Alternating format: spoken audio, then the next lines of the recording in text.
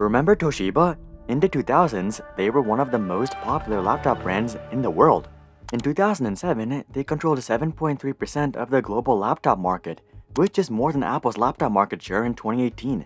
Aside from dominating the laptop space, Toshiba was a massive player within the hard drive/memory space and consumer electronics. And let's not forget their famous Times Square advertisement. But over the past 10 years, they've fallen off a cliff. Their revenues have halved. Their net income has stabilized at marginal numbers. They sold off a lot of their business. They were caught for accounting fraud. They shut down their laptop business. One of their subsidiaries filed for bankruptcy. And they have overall just been struggling to stay afloat. Somehow, within just 15 years, Toshiba went from being a highly respected Japanese electronics company to mostly being forgotten about. So here's how Toshiba got so large in the first place, where they went wrong, and why this may be the end of Toshiba. Unlike most tech companies today, Toshiba wasn't founded within the past few decades or even the past 100 years. Toshiba was actually founded way back on July 11, 1875. A few years before the company was founded, the Japanese Ministry of Engineering commissioned an engineer named Tanaka Hishishing to develop telegraphic equipment. At the time, the phone was yet to be invented, but telegraphs had been around for nearly 40 years.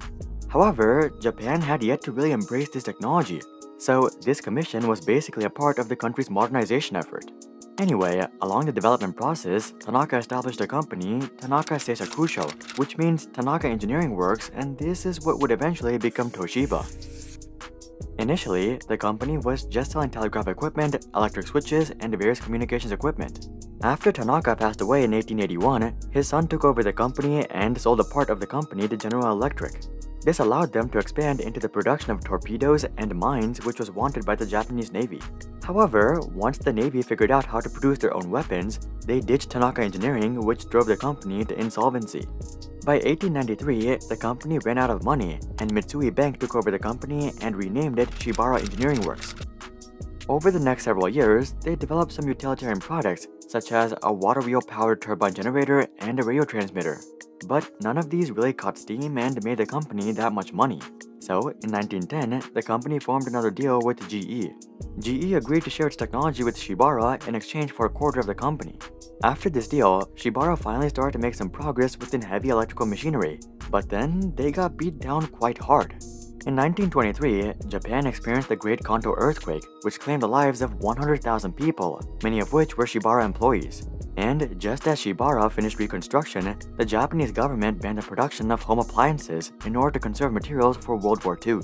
To make things worse, the US and Japan weren't exactly friends throughout the war, so the partnership with the GE was iffy to say the least.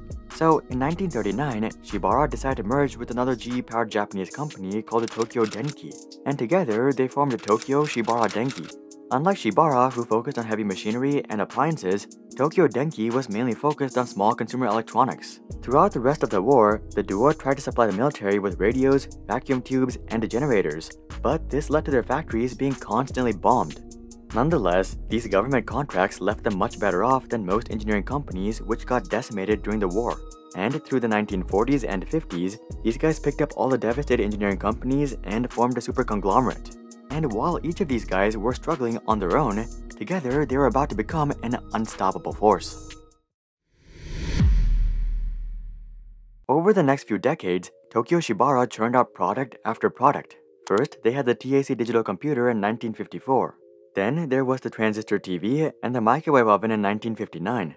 And finally, there was the color video phone, the MRI system, and the laptop throughout the 70s and 80s. Aside from launching a slew of products, Toshiba also launched a slew of companies including Toshiba Music, Toshiba Chemical, Toshiba Lighting and Technology, and Toshiba America Information Systems. When many of these subsidiaries were formed though, the company wasn't actually called Toshiba. It was still called the Tokyo Shibara Denki. And it wasn't until 1984 that they combined the words Tokyo and Shibara to create Toshiba and made it the company's official name. It wasn't all smooth sailing though. In 1987, one of Toshiba's subsidiaries, Toshiba Machine, was caught selling submarine propeller production equipment to the Soviet Union. And this was in violation of the COCOM agreement, which established an embargo on certain countries. This incident hurt Japanese-American relations and resulted in the prosecution of 2 senior executives. But despite the setback, Toshiba continued to march forward into the new century. In 2001, Toshiba formed a partnership with Orion Electric, who was one of the world's largest OEM manufacturers. Orion helped Toshiba bring TVs and other video-related products to the North American market. This partnership was going well enough that Toshiba actually stopped in-house CRT television production in 2004. Shortly after, they also shut down in-house plasma television production, but this partnership didn't last forever. The contract only specified a 7-year partnership, and the two companies went their separate ways in 2008. Unfortunately, this was basically the peak of Toshiba's business, but they didn't know it at the time. Toshiba was actually celebrating their success, and they bought the famous Times Square display from Discover Card in 2007. For the next 11 years, Toshiba displayed the countdown every new year, but really, they were just counting down to their own demise. Probably one of Toshiba's biggest blunders was investing heavily in nuclear energy. Toshiba had a presence within nuclear energy production since 1970, but their biggest bet didn't come until 2006. Toshiba spent $5.4 billion to acquire a majority stake in the nuclear power plant company Westinghouse Electric. At the time, this was seen as an extremely desirable acquisition. It was clear that coal and oil weren't good long-term energy solutions. Meanwhile, renewable sources like hydropower and solar couldn't produce nearly enough energy. So it seemed like safe nuclear power production was the future. Toshiba actually bid 3 times more than what analysts thought Westinghouse was worth at the time. And after the acquisition, Toshiba CEO Atsutoshi Nishida proudly announced that nuclear power was going to grow 50% by 2020. But in reality, nuclear power production hasn't really grown since 2000. Aside from the market itself not really growing, Toshiba also experienced some bad luck. In 2011, an earthquake/tsunami disabled the power supply and cooling of 3 Fukushima Daiichi reactors. This led to all 3 cores melting within the next few days and causing a nuclear accident. This was the last thing Japan wanted to happen. 19,500 people had died due to the earthquake and tsunami, and now they had to evacuate 100,000 people to minimize radiation.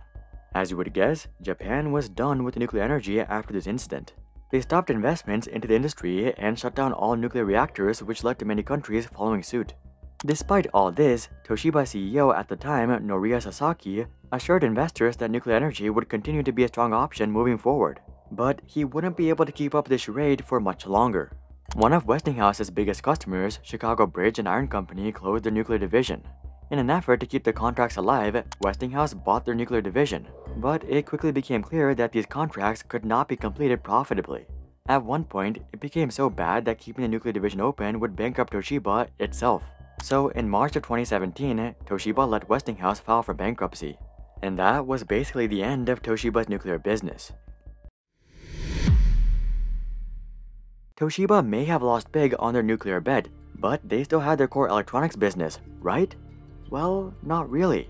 You see, Toshiba had spent so much capital and effort in the nuclear business that they let their core business slip away from them. Throughout the late 2000s and early 2010s, we witnessed the mobile revolution which Toshiba completely missed out on. And as for their laptop business, consumers were slowly forgetting about Toshiba. Here's the thing, most people never bought Toshiba laptops because they loved Toshiba. Most people just bought Toshiba laptops because they were practical, affordable, and durable. In other words, Toshiba didn't have much brand loyalty, and the laptop industry was becoming increasingly unprofitable. Survivors like Dell and HP completely altered their strategy. They more or less accepted 0% net margins on their consumer hardware and focused on trying to make money through alternative methods. Toshiba, however, didn't get the memo, and they got squeezed as laptop profit margins trended towards zero. They held on as long as they could, but in August of 2020, they announced that they would exit the laptop industry after 35 years. In the meantime, their television business wasn't faring too well either. In the early 2010s, Toshiba had fully embraced 3D televisions, which were super hot at the time. But it didn't take long for consumers to write it off as a gimmick and move back to regular TVs. Around the same time, Toshiba also lost the war against Blu-ray. Toshiba was the principal supporter of the HD DVD format, but as studios increasingly supported Blu-ray, Toshiba had no choice but to give in. Honestly though, given that DVDs themselves are becoming obsolete, the loss of this business was inevitable even if they had won against Blu-ray. With Toshiba's laptop business gone and their TV business on a massive decline, Toshiba only had a few things left to hold on to. Today, Toshiba is no doubt just a shell of their former self. Currently, they're staying afloat through 2 main sectors, which include the memory business and the industrial equipment business. Toshiba was actually the pioneer of flash memory back in the 1980s, but they've lost significant market share to Samsung over the past decade. To make things even worse, Toshiba sold their flash memory unit to save the rest of their business in 2018. They did get a solid $18 billion from the sale, but honestly, I think they gave up their last source of hope with this sale. After all, the entire company of Toshiba itself is only worth $19 billion today. Considering all these hardships, I don't think you'd be too surprised to hear that Toshiba's executives resorted to faking their numbers. Another CEO bowing an apology over accounting problems. This time, it's Toshiba's Hisao Tanaka. In the years leading up to 2015, Toshiba had overstated their operating profits by $1.2 billion. As you would guess, this was followed up with the CEO resigning and investor trust being crushed. Looking forward, Toshiba doesn't really have much going for them. The majority of their business is just selling industrial electronics, but it doesn't seem like Toshiba is innovating much there either. So it may just be a matter of time until a competitor overtakes this industry as well. Hopefully, Toshiba gets their act together given that they still employ 117,300 people. But Toshiba can't be propped up forever just to maintain the jobs. Moreover, Toshiba has already reduced their workforce by 100,000 people over the past decade. So if worst comes to worst, it won't be long till the remaining 100,000 people are forced to look for new employment as well. But that's just what I think. Did you guys ever have a Toshiba laptop? Comment that down below. Also, drop a like if you're glad to hear that newer, more innovative companies are replacing such laggards. And of course, consider checking out our international channels to watch our videos in other languages and consider subscribing to see more questions logically answered. But until then, I'm Hari, and I'll see you guys on the next one.